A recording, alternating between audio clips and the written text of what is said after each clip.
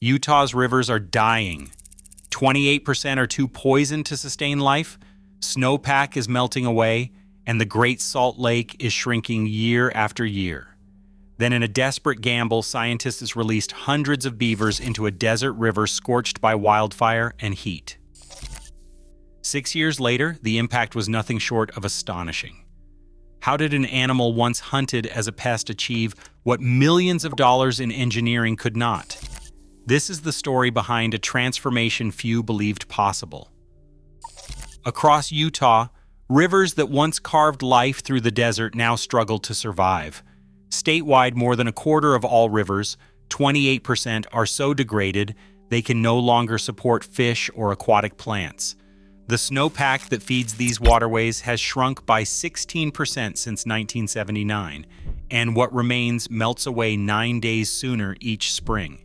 These early melts leave streams parched through the hottest months, unable to recover before the next dry season arrives. The Great Salt Lake, a barometer for the region's entire water system, has dropped by 22 feet since 1986. Shorelines recede, salt builds up, and bird populations dwindle as wetlands vanish. Each of these numbers tells the same story. Water is disappearing faster than it can be replaced.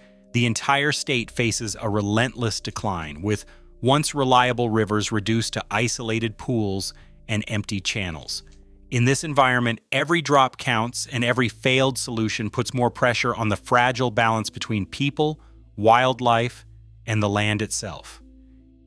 In 2007, a lightning strike ignited the Milford Flat Fire, burning across 567 square miles of central Utah. The flames tore through everything: sagebrush, cottonwoods, willows, leaving nothing but scorched earth along the Price River's banks. Without roots to anchor the soil, the first thunderstorms that followed sent torrents of loose dirt and ash straight into the river. Sediment piled up in channels already running low, turning clear water into a muddy soup. What little flow remained slowed to a crawl, choked by debris. As summer temperatures climbed past 100 degrees Fahrenheit, the shallow, sluggish river heated quickly. In some stretches, water temperatures soared above 100 degrees, hotter than many fish can survive. Native species, already stressed by low flows, suffocated or baked in the sun-warmed pools. The once green corridor along the Price faded into bare, dusty patches. Dead trees and sun-bleached stones lined the banks where shade and life had thrived just months earlier. With each passing season, the river's ability to recover slipped further away. The damage from fire, erosion, and relentless heat left the Price River teetering on the edge of collapse, its future uncertain and its recovery looking nearly impossible. Concrete fixes came with a staggering price tag. Each artificial dam along the Price River demanded anywhere from $500,000 to $2 million, draining budgets for a solution that never lasted. Engineers poured concrete and rerouted channels, but the river's problems only deepened. Maintenance crews returned again and again, patching cracks and clearing debris while the water slipped away. Human-built Beaver dam analogs, designed to mimic nature, required constant upkeep, replacing washed-out logs, rebuilding collapsed sections, and fighting erosion that never stopped. Even with the best intentions, these structures failed to create the messy, ever-changing habitats that real beavers once provided.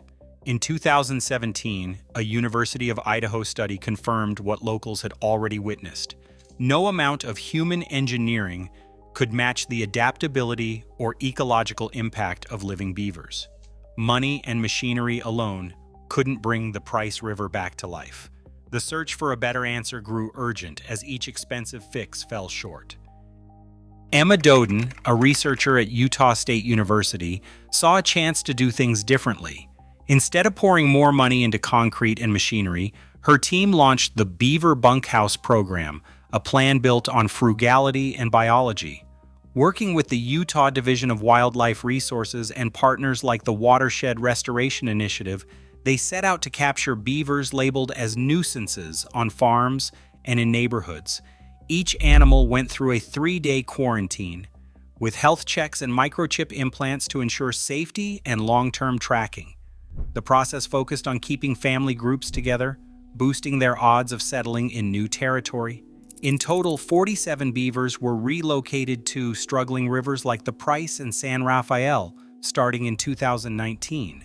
The cost was just $2,000 to $3,000 per beaver pair, orders of magnitude less than even a single artificial dam. For Emma and her team, the hope was simple. Let nature's own engineers try where human fixes had failed.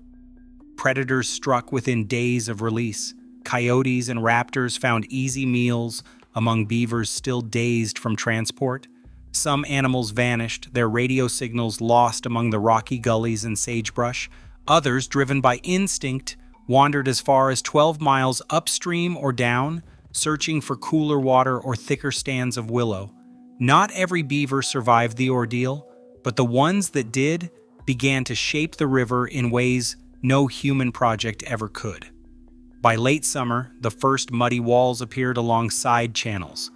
Dams, built stick by stick, held back water for the first time in decades. Pools deepened behind these new barriers, and trickles of water spread sideways into the dry banks. The odds had seemed stacked against the beavers from the start, yet their determination left a mark. Even with losses and long journeys, enough families settled in to begin the slow work of healing the river.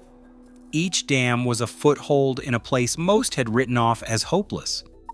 Within 6 years of the first beaver releases, the Price River's entire hydrology began to change. Where water once rushed unchecked, flow slowed from 3 feet per second to just over half that speed, measured at 1.6 feet per second behind the new dams.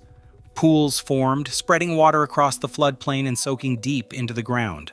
The cracked, sun-baked riverbanks softened as ponds held back sediment that used to wash downstream with every storm.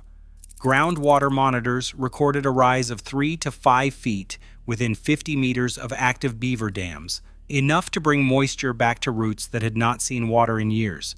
This was not a single event, but a steady transformation, tracked season by season from 2019 through 2025.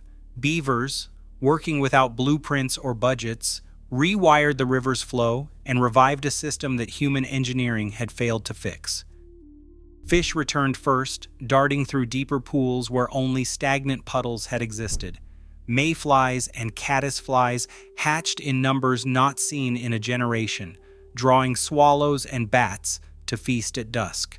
Frogs and salamanders reappeared in the new wetlands, their calls echoing across the water. By 2022, 6.2 miles of the Price River supported this revival, a living corridor where wildlife flourished. Even wildfires, once unstoppable in the dry brush, lost their grip. Scientists found that areas shaped by beaver ponds lost only 1/3 as much vegetation during burns compared to stretches without them. The beavers' work rippled outward, building not just dams, but an entire network of resilience. Each new species that returned added another link, turning a barren riverbed into a thriving ecosystem that could withstand the harshest tests of drought and fire. Helper, Utah, once watched its river dwindle to little more than a memory. By 2025, the Salt Lake Tribune reported that the Price River's revival had helped save our Utah town. Locals now spend summer afternoons kayaking and fishing where only mud and rocks remained a decade earlier. Farmers downstream talk about the difference in their fields as water held back by beaver ponds arrives when crops need it most. Restaurants and shops in town bustle with visitors, drawn by the promise of wildlife and cool water in the heart of the desert. The same beavers once trapped as pests are now at the center of a thriving recreation economy, their dams quietly supporting both livelihoods and landscapes. For the people who live here, the return of water brought back not just the river, but a sense of hope that had been missing for years. Beavers turned a dying river into a living system at a fraction of the cost of artificial fixes. As Utah's snowpack shrinks and water crises deepen, nature's engineers remind us that restoration is still possible.